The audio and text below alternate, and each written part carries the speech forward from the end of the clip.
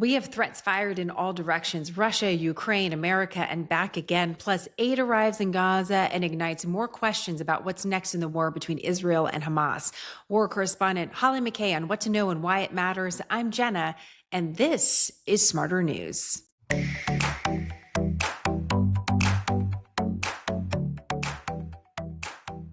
Well, as per usual, let's just jump right in with Hollie McKay, who's joining us to talk about some of the biggest international stories of the week. And Hollie, I'm just going to read a couple lines that I pulled from the Associated Press Newswire, trying to find the best information on a developing story, which continues to be Russia's war with Ukraine. Even phrasing it that way, by the way, can be controversial. So I just want to acknowledge that Russia will say something different than how the West speaks to this conflict. But let's just catch up real quick. So here's one line. Russian forces have taken 4 border villages in Ukraine. Second line, Sunday night, Russia launched its biggest drone attack in a 3-year war with 355 drones. Third line, Russia said it downed 99 drones sent overnight by Ukraine. So you can see both sides. Russia's saying that they're being attacked. Ukraine says these are the worst attacks that they've seen. But in the backdrop to all of this, Hollie, is all this talk about ceasefire or peace deal, getting, the Europeans and America and Ukraine on the same page, a meeting at the Vatican, a meeting in Turkey. I mean, why is this happening now? I think, well, there's multiple factors into it. But first of all, I think this is a huge opportunity for Russia. It's got nothing to lose. Obviously, right from the get-go, President Trump has been very adamant about bringing peace to the region and ending the war. He's been very frustrated by the fact that Putin in particular hasn't come to the table.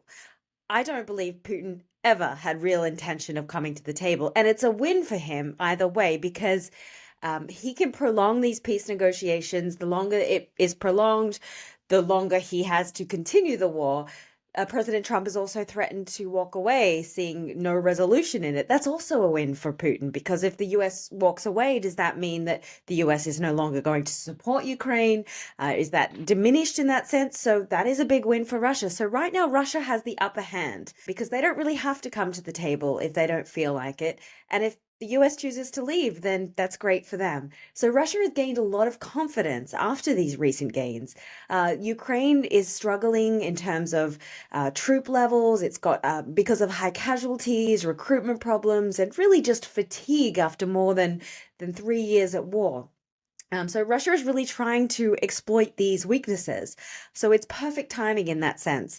There's also a concern, delay, uncertainty about future Western aid packages, which has certainly been hard on Ukraine. And again, perfect opportunity for Russia to continue its offensive. So it's a tough time, and I don't know that there is going to be sort of anything acceptable that is necessarily going to bring Putin to the table. You've spent some time in Ukraine. Have you ever been close to or near one of these drone attacks? Can you describe what they're like?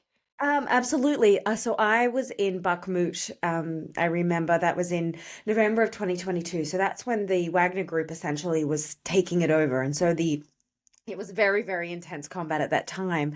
And it's terrifying. You are in a situation where you're very exposed. So I was in this very dilapidated city at the time where there wasn't a building that wasn't destroyed. I mean, every single building was destroyed in some way. And you just it's that terrifying experience of you hear this whistle of a missile.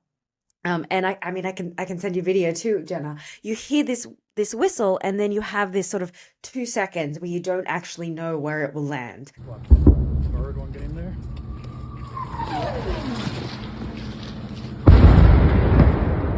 And so you're waiting. There's nowhere to go. And then you just hear this incredibly loud sort of bang, and that's just constant. And mind you, there were still civilians living there at this time. Majority of people had left, but there were civilians that were refusing to leave, that were still living in these sort of bombed out places with no water, no electricity, no heating, nothing. And lots of old people too. Well, not lots, but certainly some very stoic old people, especially women. And we would go to them and ask them if they needed help to leave. And they were like, no, I've lived here all my life. Why would I leave now? And we had concerns because the winter was starting, the snow was beginning to pile up, and they're not going to be able to remove that snow in front of their homes, which will essentially blockade them in. And that was very terrifying to me. But the people there were just adamant that this was their home. And these are, for clarity, I mean, sometimes we think about drones that are dropping missiles. These drones are kamikaze drones, right, Holly? Many of them, which are just meant to just fly into a certain territory and crash and cause destruction. A lot of them Iranian technology. Yes, and it's just, I mean, it's so constant to the point where people there, they just get used to it and nobody even looks up anymore. Someone will be riding a bicycle, in the middle of where these attacks are happening.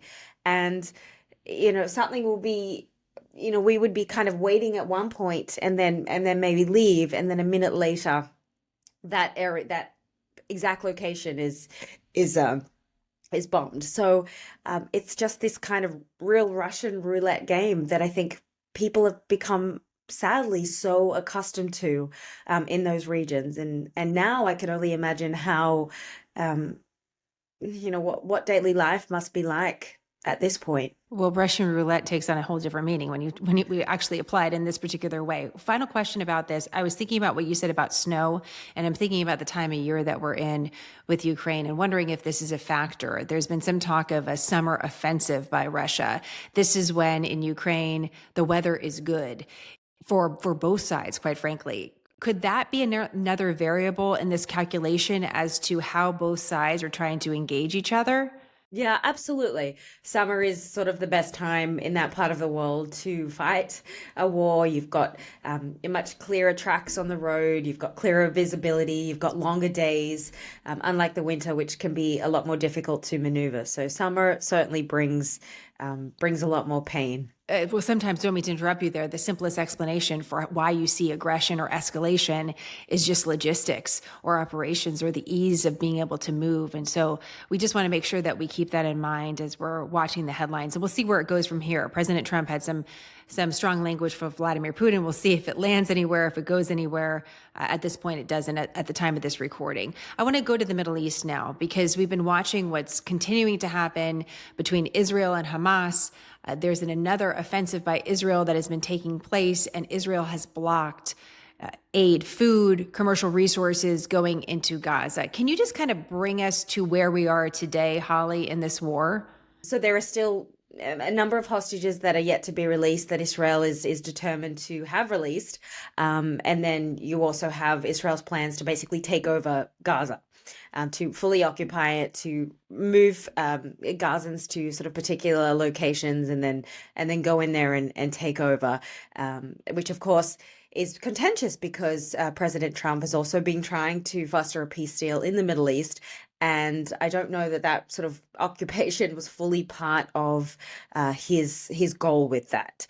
And so right now, the biggest controversy that's sort of happening is with this Gaza Humanitarian Foundation, which is causing quite the ruckus in the humanitarian industry. As many of you know, there has been a food shortage in Gaza where aid sort of was very difficult to get in. That was lifted several weeks ago, but still very problematic logistically and safety-wise for groups. So earlier this year, this foundation was formed, and it was largely formed with Israeli officials and with their support, and also with US support.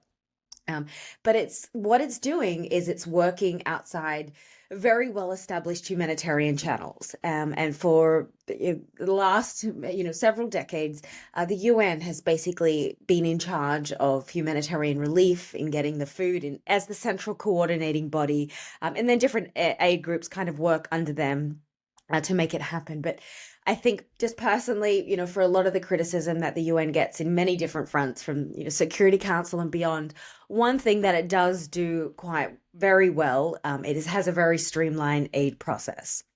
So this is a complete flip the script, which certainly hasn't gone over well. From Israel's point of view, it's never had a really strong relationship with the United Nations. It sees the United Nations as sort of holding them to a very different standard. And sees them as an impartial organization of itself. So Israel wanted to take control of the aid themselves. They also see Hamas as a group that is, when UN trucks maybe would go in, that Hamas would sort of co-opt the aid and basically give it to their fighters and not to the people who need it. So Israel and the US have kind of come out and said that this is an alternative to that.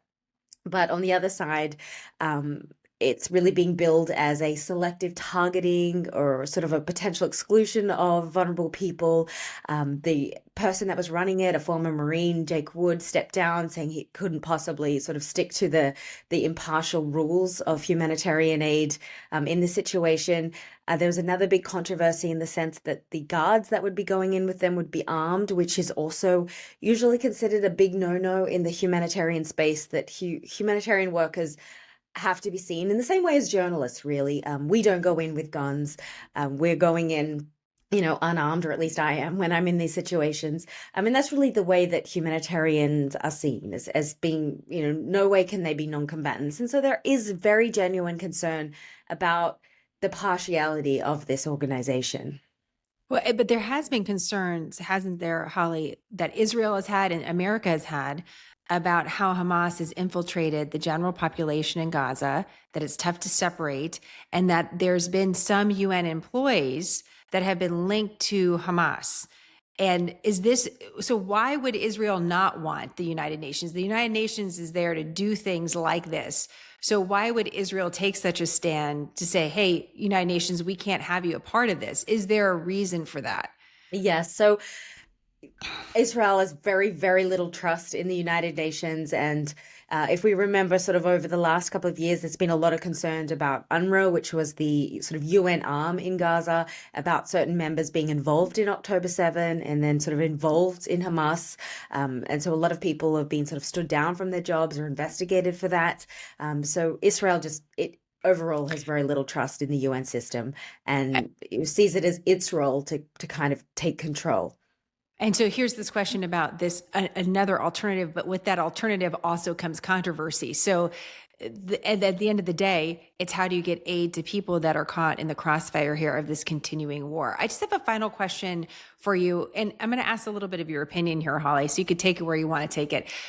America is trying to play a leading role in these conflicts between Russia and Ukraine and between Israel and Hamas. We've seen it under a president from the Democratic Party. We're seeing it under a president from the Republican Party with completely different leadership styles.